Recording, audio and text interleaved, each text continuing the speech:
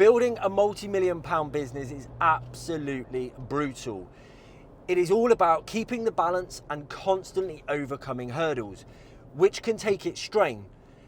And it was hitting its strain on me as well, which is the main reason why we had to take a pause from the content we were making and take a step back.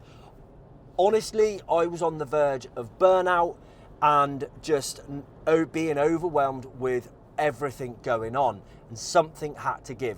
We didn't have enough people in the business to keep all the moving parts going, and that's when I have to jump in and other people have to jump in to keep things going. So I'd like to apologise for that now. I'm sure you probably saw it in the content if you're a constant viewer. If you weren't, click the link above, check out one of the old episodes, and you'll see what I mean by my tone coming down.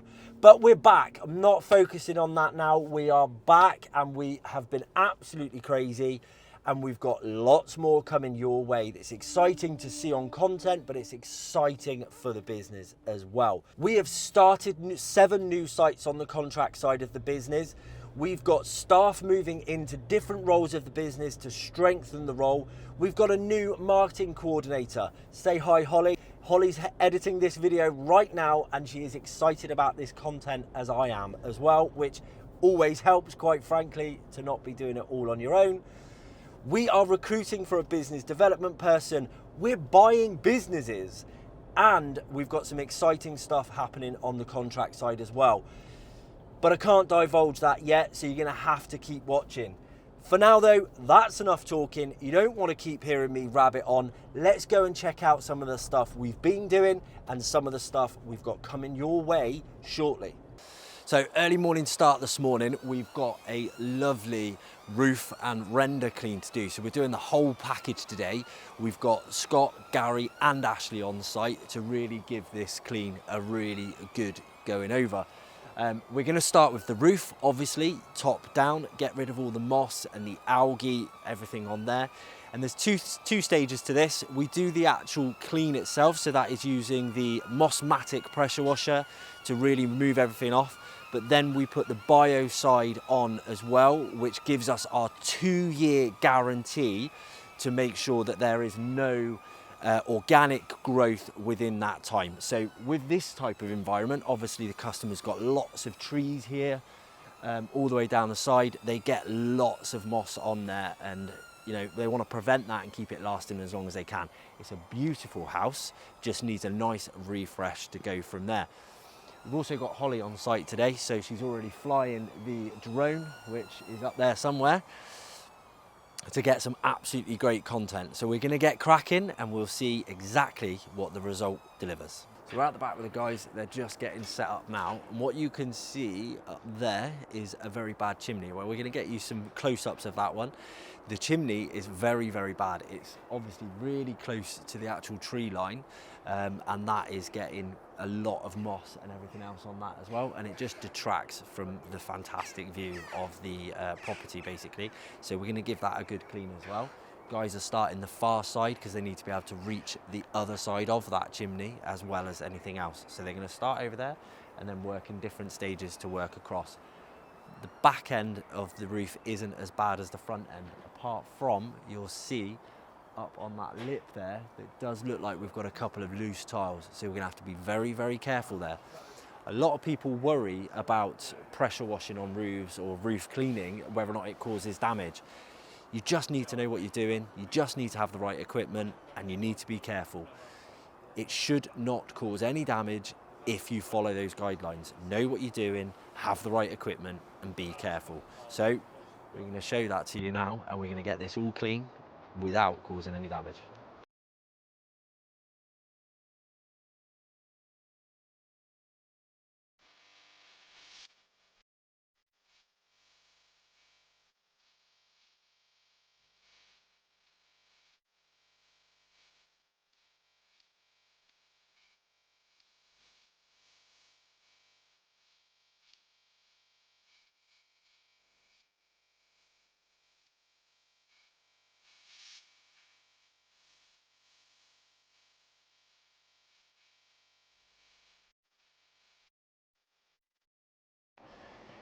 You can see if I just show you this section here, and we'll try and get you some close-ups as well of the actual render, but it's such a nice, bright and vivid colour, yet you've got a grey-green tint to it, which is not supposed to be there. So that's where the soft wash render clean comes in, to really take that out, but not affecting the colour.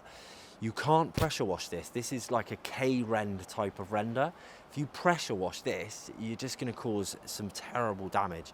And we don't want to do that. So it's going to be a soft wash method. We're going to actually do from top to bottom all the way down. We're going to clean the brickwork up as well, because there is lots of runoff, and you can see algae even on the wall here and the lichen and everything on there. So we want to break all that down, get rid of it, and keep the customer over the moon. We've been so busy on the external cleans lately, and we've got more and more coming in. The roof cleaning is really taking off, and we are just delivering such great results. Our customers are just referring us again and again and again. So we're in the initial stages. We've said before that we're looking to grow our team even more. And one of the steps that we're looking to do that is actually increase the amount of external vans we've got on the road, because we are just so booked up with external cleaning at the moment. We need to really boost that availability and that capacity of what we can do. So watch this space. I've already had a demo. I've already had a quote. We just need to confirm some details and decide what the van's going to be, what the kit's going to be inside, and really make sure we've got everything to do the jobs we want to do. So keep watching and we'll come back to you. As you can see behind me, the guys are working really hard. Time is getting on. It's about 3 o'clock now, but it really has got on top of them. The wind has got up, which you'll be able to see from all the trees blowing around, which obviously slows them down a little bit. They've got to be a little bit more careful up on the actual tower, safety first. And obviously they've got to be careful with the actual tools up there. The brush that we use for the actual render clean, which we've made a good start on, that's also had an accident already. So that's gone over, it's hit the fence because it just couldn't hold it in the wind. It was a freak gust of wind and it's caused a few issues, but they're cracking on. Question is, are we gonna get it done today, or are we gonna have to come back to finish off? I can't stand coming back. I like to get things done in the time frame, but let's see how they get on. So it's nearly 9 PM. I've just dropped the waste van back with the tower and picked up the truck. But the big question is, did we finish? Yes, we did. So right about now, I am super, super proud of the team. We did knuckle down. I got back there around about the 6 o'clock and they weren't quite finished. We had a few bits to finish off. So I sort of jumped into the mix to give them a hand and try and wrap everything up. But ultimately ended up taking a little bit longer. We had multiple issues today with kit. Got a couple of broken clips on some poles. We've got the Mossmatic head is just not holding straight, which has caused delays and issues. But we got there in the end. We have booked to go back next week just for a couple of hours, just to make sure that we are 100% happy with the final result, because obviously everyone's tired, flagging, and there has been a little bit of a rush, and we don't want the customer to be disappointed with the final result. So we're just going to go back and be 100% safe, touch up a few bits and pieces there, here and there, but customer is over the moon. The result looks absolutely amazing, and the team have worked absolutely like Trojans today. So I'm going to wrap up. That's it for today. I need a rest as well, and then I'll be back at it tomorrow. So technician Ashley's had to take the day off today. He's got a bit of a back problem, so we've got to get some cover sorted on some of the jobs there. Gary is one of our new technicians who's been absolutely amazing so far today, and understanding that Ashley's got to take the day off. So he headed in with Will this morning to get some jobs done, but we've got a little oven clean that's just round the corner from the office, and rather than cancel that and push Gary's training back, I'm jumping in the van to head over and get that done. So we're going to go and do this clean now, get the training done, and then we'll see how we get on from there. hectic day today, to say the least, but it's all part of the fun.